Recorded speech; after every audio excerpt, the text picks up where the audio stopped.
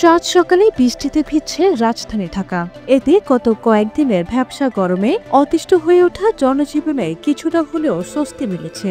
বৃষ্টির পাশাপাশি আকাশে জমেছে কালো মেঘ।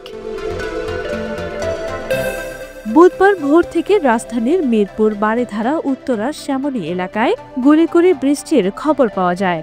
বৃষ্টির সঙ্গে হালকা বাতাসও রয়েছে। এদিকে দুপুর 1টা পর্যন্ত ঢাকা ও এর পার্শ্ববর্তী এলাকায় আবহাওয়ার বিষয়ে আবহাওয়া অধিদপ্তর জানিয়েছেন, আকাশ আংশিক মেঘলা থেকে অস্থায়ীভাবে মেঘলা থাকতে পারে, বৃষ্টি বা বজ্রসহ বৃষ্টি হতে পারে। এই দিনের তাপমাত্রা সামান্য কমতে পারে।